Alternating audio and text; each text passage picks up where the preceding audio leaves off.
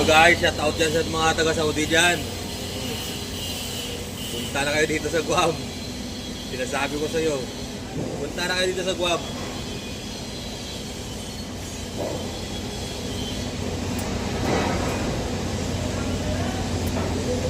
Pahinga muna saglit dahil wala tayong permit receiver.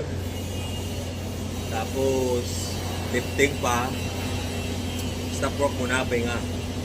Pag meron na namang go signal na ituloy na naman ang bakbakan, bakbakan na naman tayo ulit.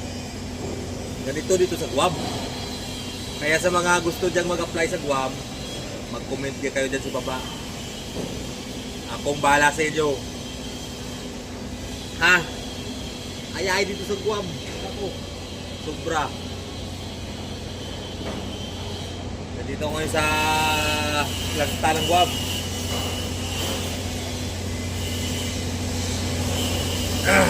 Shout out dyan sa mga tao sa Saudi Arabia. Punta na kayo dito.